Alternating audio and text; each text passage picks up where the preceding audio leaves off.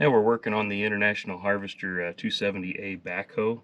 Having some trouble starting it. This is generally a good runner for me, but it's set for a few months, and we went to start it, and it'll barely run. And I'm a little concerned about some potential air in the line or water intrusion. So we'll take off the filters and see what it looks like.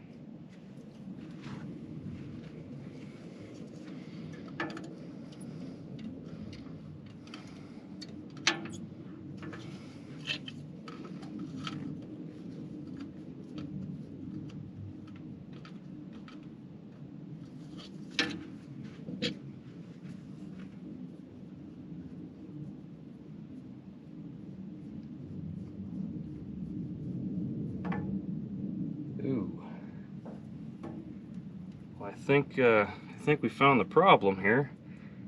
A lot of water intrusion in there. Some rust. Some nasty fuel. I might have to drain the tank again. When I bought this machine, it was initial problem was water intrusion in the tank, and it looks like it's still an issue. It must be leaking some rainwater in there. Let's see if we can't get these filters changed out and get it to start. Let's try this other one real quick.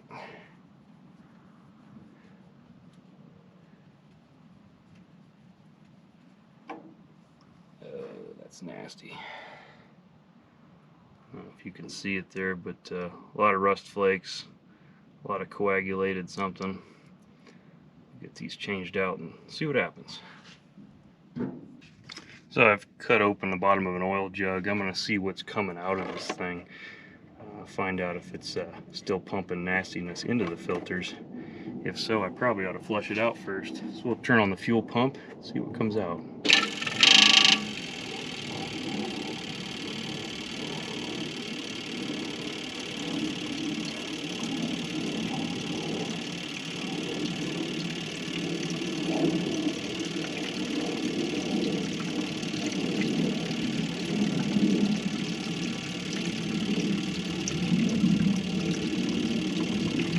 Not looking good.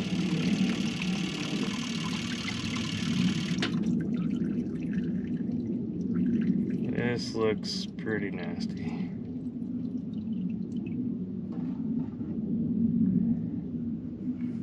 So that does not look like good diesel fuel, and all the rust that came out at first. I'm gonna have to drain this tank. So we drained some out of the fuel tank, and there was definitely some crud that came out, but most of it was clean. It looks like there's just some nastiness on the bottom. Let's see if we can't agitate that out and drain it out a little better and put some fresh fuel in it. So we're going to get the filters replaced. I picked up these Fleetguard's FF214 filters. Fleetguard's the highest quality filter readily available on the market, in my opinion. I had some Napa ones on there just because that's what I had when I put this engine together. But we'll replace these filters. We'll prime them with diesel fuel and maybe a little bit of a fuel additive, and prime the system and see if she'll start. So we've got the filter all primed, and we're going to go install it.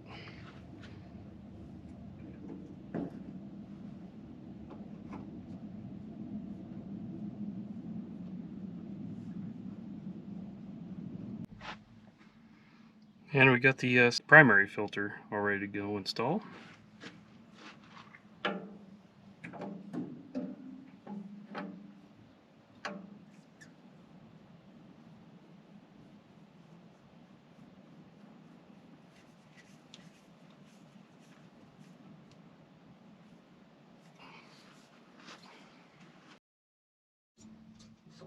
So next we need to bleed the system, get all the air out before we attempt to start it.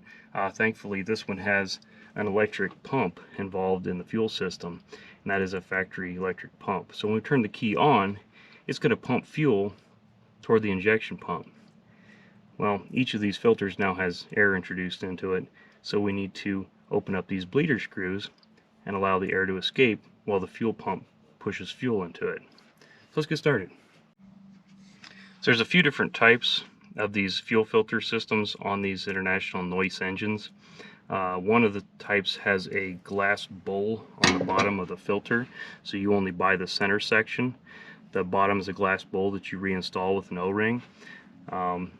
It's a little bit older style. A lot of people don't like it because it's complicated. These are just the newer Bosch style spin-on filters, which it's great. I'm glad this machine has it.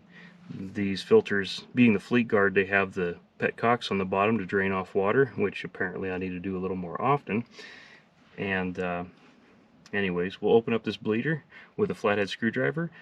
From the pump, the fuel goes into this primary filter first, and then over into the secondary, and then down to the injection pump through this rubber hose.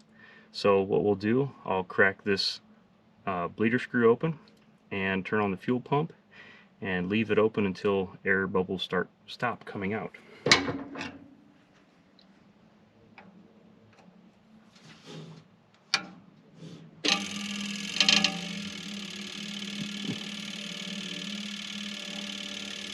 Okay, we're starting to get fuel. Still a little bubbly, still a little burpy. Fuel pump's bogging down, and it looks pretty clean now. So we'll tighten this bleeder, and that should take care of the primary filter. Now let's open up the secondary. Oh yeah, hear all that air rush out? And now it looks like it's mainly just fuel. Okay, we'll tighten that up now. Alright, and the fuel system should be bled. There is also a bleeder down on the injection pump, or we could crack the banjo fitting. I don't think that'll be necessary in our situation. Let's see what happens. Now that everything's bled, let's see if it'll start.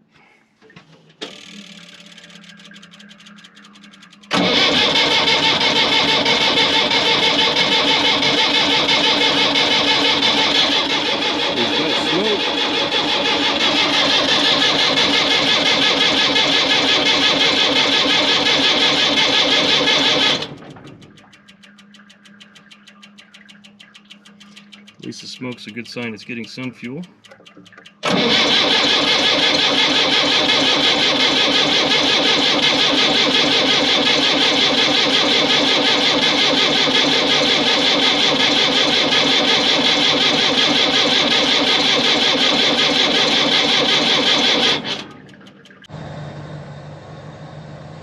Alright, so the battery was getting a little bit low, so I've got it connected to the service truck right now. See if it does any better.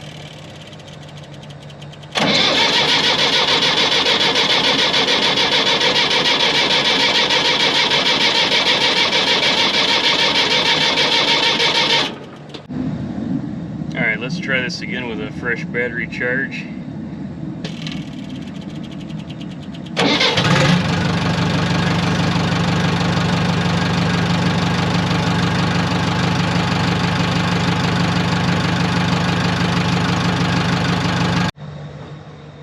Well, there you have it. Runs pretty good now. Took a lot of cranking. I think some of the residual contaminated fuel got into the injection pump and we had to flush it all out of there, but it ran pretty good once we finally got it all out of there and bled. Thanks for watching.